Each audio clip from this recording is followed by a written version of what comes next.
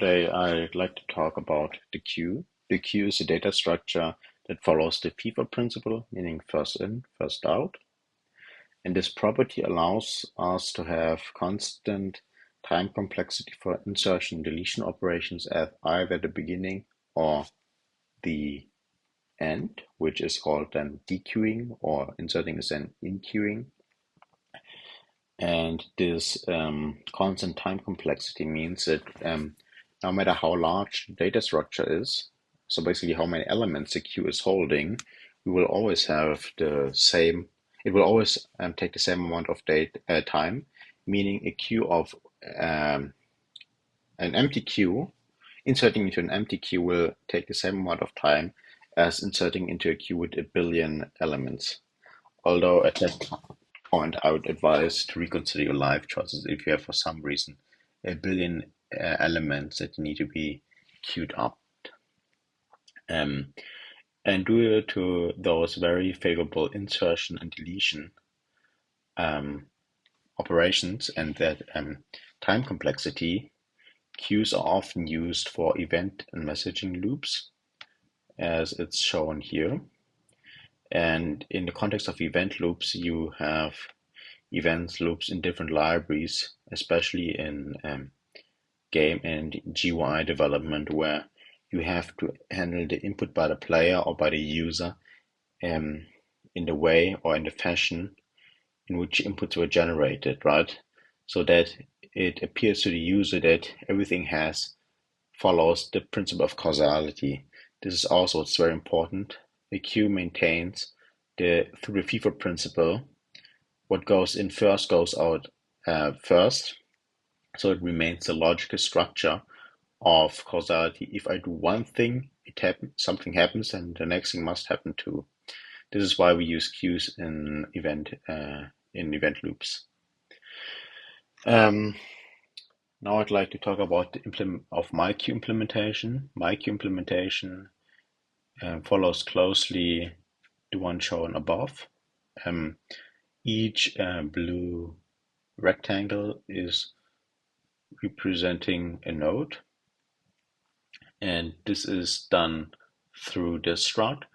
And the node essentially just holds some data t and a link to the previous node, so to its predecessor, and the next node, so to its successor node.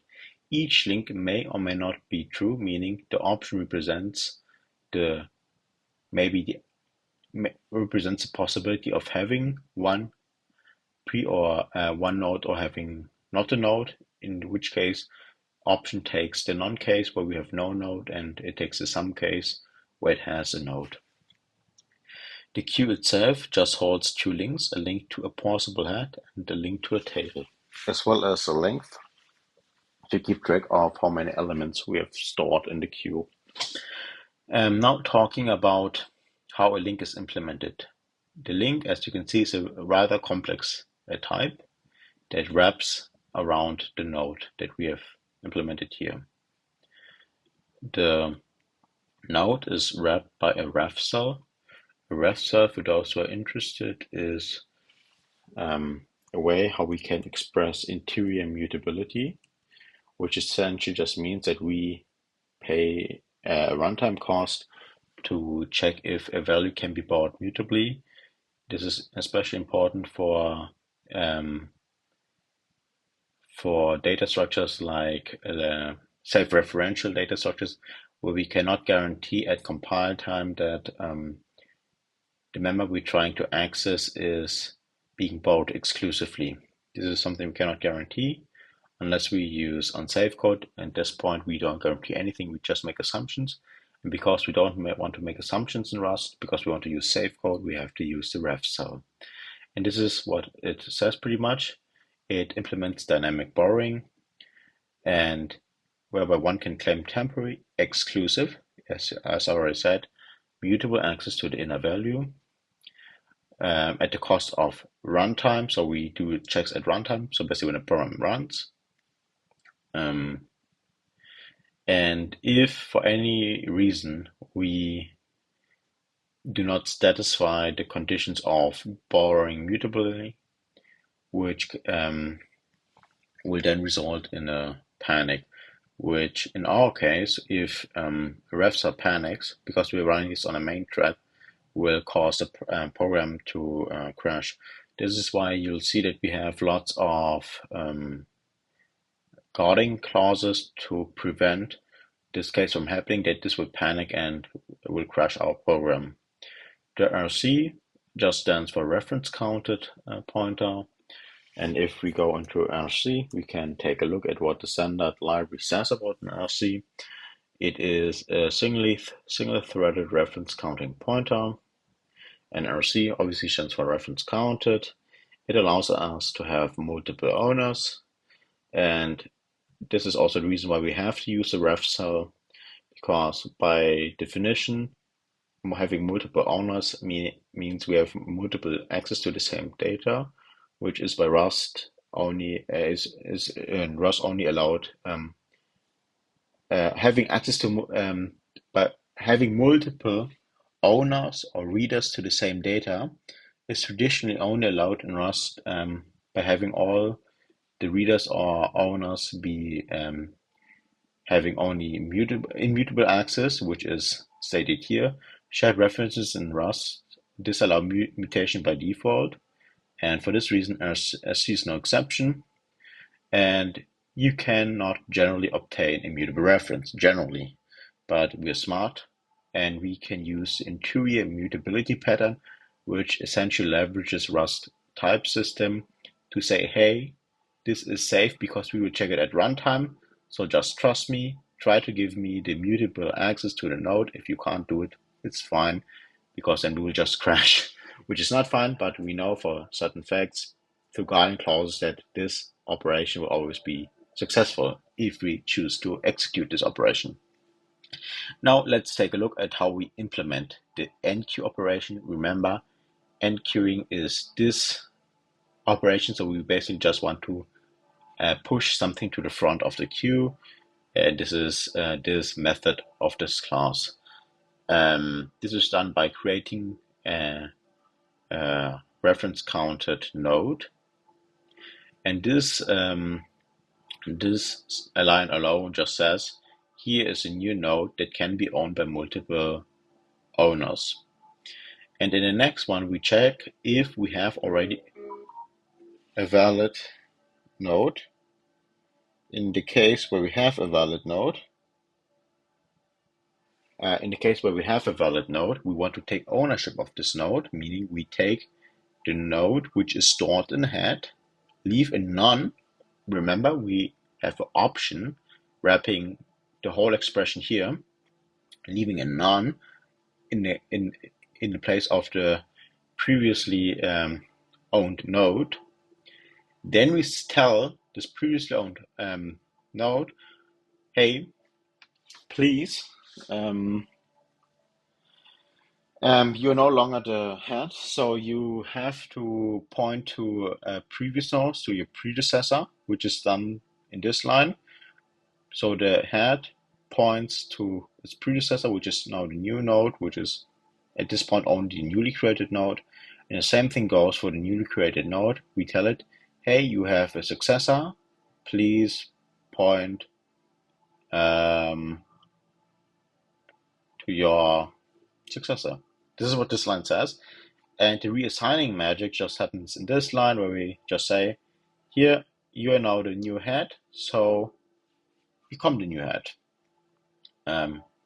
This is just a case where we have an empty queue, essentially where we have no node left, so we don't have to we don't have to do this kind of wizardry to reassign values. We just assign it once and that's that.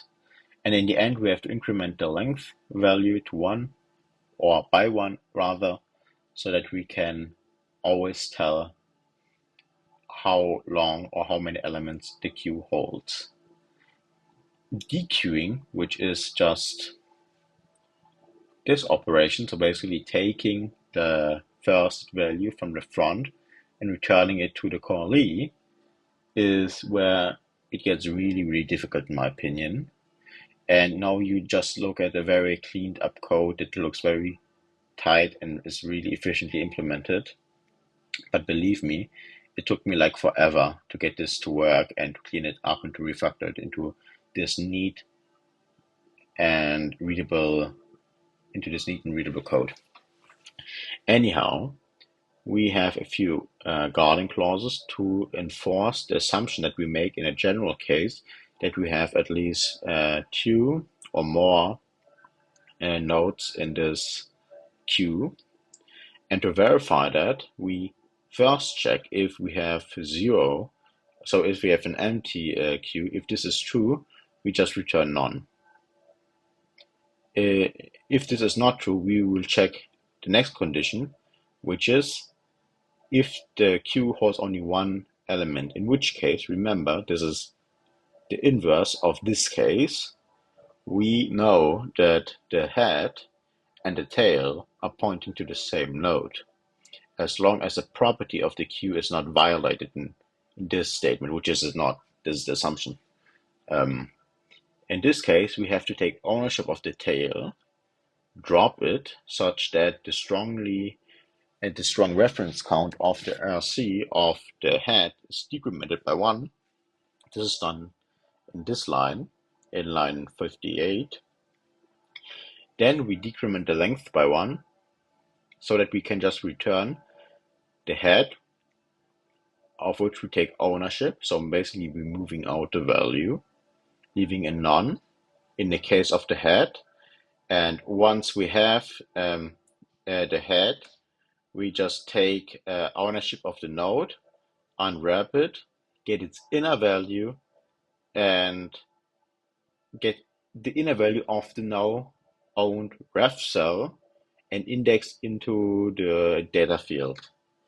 And this is essentially what we are also doing in the last line of this code, just with the subtle difference that in the general case, we can make safely the assumption that we have at least two nodes, meaning we have a last node, which is not simultaneously also the first node, meaning we have a last node which is guaranteed to point to something that is the second to last node, which may or may not be the first node, but this is not interesting in our case.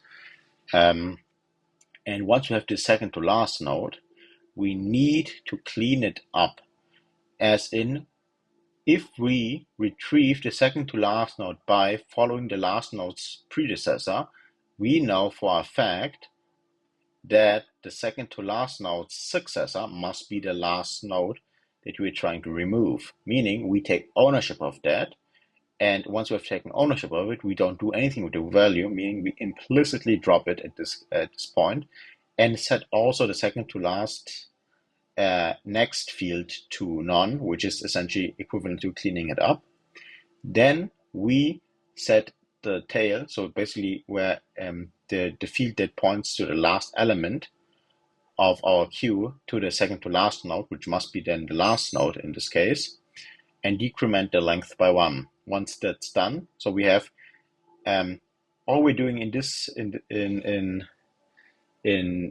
those 5 lines are either guaranteeing that this invariant that is required by the RC into inner function, which is essentially that we have only one strongly counted reference left, is valid for our case when we call this function, or that we preserve the data structure such that this function, that this case will work the way we intended to work.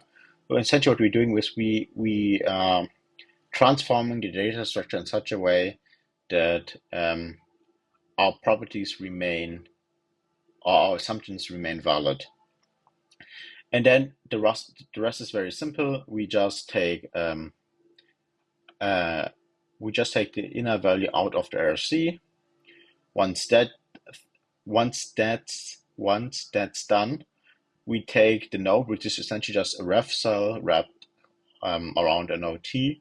Once we have that, we take the node T out of the ref cell, and then we can simply just index it like we've done here into the data field. Yeah, this is how it works. What you may notice is that Rust is very, very difficult to write, I believe. I believe that no one would write this code first try. I don't think that this is possible unless you have done it before. And it took me like 2 hours to get those those 3 lines to work the way I wanted to work. So I've so what I just wanted to say is I want to show you with this video series is that writing performant, safe code at a lower level in Rust is very, very difficult. Takes lots of time and lots of effort, but I think it's a very rewarding feeling because you have the certainty that once this compiled, it is safe. And just to be sure, I've added test statements down below so that we can be very sure that this code will not cause any memory leaks and is still very performant and can still compete with the likes of C and C++. And I hope this code will help you to understand Rust type system better. If not, I'm very sorry for you. It took me a long time too. But all I can say is just keep trying.